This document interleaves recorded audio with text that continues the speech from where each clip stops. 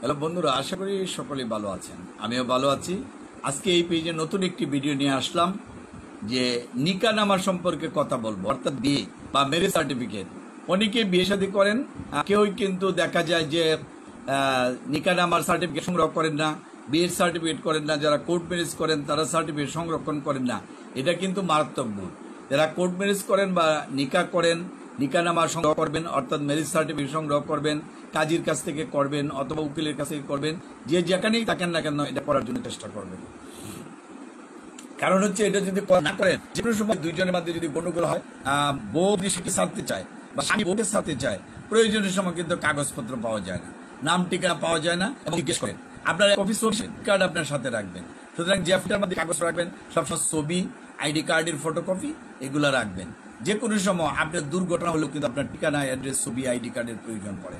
কিন্তু আমাদের সম্পত্তির ক্ষেত্রেও তাই, যে দলিলপত্র ঠিক নাই বা রেকর্ডগুলা সিএস রেকর্ড বা আর বা এস রেকর্ড বা বিআরএস রেকর্ড ঠিক নাই, তারা হয়তো কাগজপত্র ঠিক করেন না, কিন্তু যখনই দুর্ঘটনা বা ঘটে তখনই কিন্তু সেটা সংগ্রহ করার জন্য চেষ্টা করে। এই জন্য আমরা বলবো যে আপনারা যে যেখানেই থাকেন না কেন, আমি মনে করি যে আপনারা কাগজপত্র সংগ্রহ রাখবেন। এতে যে কোনো মামলার যদি উদ্ভব হয় তাহলে সেটার জন্য লাগতে পারে, পারিবারিক কোনো প্রয়োজনেও কিন্তু আপনার কাজে লাগতে পারে। সুতরাং যাদের যেখানে সম্পত্তি রয়েছে সেটা কিন্তু আপনার কাগজপত্রগুলো ঠিক করবেন, দলিলপত্রগুলো ঠিক করবেন এবং জমির কাজদাগুলো সঠিকভাবে দিবেন। কারণ সম্পদের দাম বাড়ছে, সুতরাং মামলার পরিমাণ কিন্তু ডে বাই ডে প্রত্যেক উপজেলাতে বাড়ছে। আমার জানা মতে যে প্রতি গ্রামে 20 থেকে 24টা মামলা রয়েছে, সিভিল, ক্রিমিনাল বা বিভিন্ন প্রকৃতির, আরও বেশিও কিন্তু হইতে পারে। সুতরাং আমি মনে করি যারা এই ভিডিওটা দেখবেন তারা একে আরেকজনকে সচেতন করবেন। আপনাদের পুরাতন ফাইলগুলো নতুনভাবে চেক করেন। আপনি যদি কম শিক্ষিত হন তাহলে অন্যকে দিয়ে হলেও কিন্তু করতে হবে।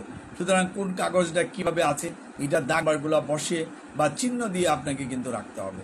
আর শিক্ষিত হলে তো কথাই নেই, ফাইল আলাদাভাবে তৈরি করে আপনি আলাদাভাবে কিন্তু কাগজপত্র রাখবেন। এটা আপনার সম্পদ। বিয়ে শাদীটাও কিন্তু আপনার সম্পদের মতোই। কখন কি করলেন, কোন সময় বিয়ে করলেন, তারিখটা কবে, আপনার হাতের কাছে কাগজ না থাকলে আপনার বানানটা ভুল আছে কিনা, বিদেশে যখন যাবেন তখনও কিন্তু এই কাগজগুলো কিন্তু আপনার লাগবে।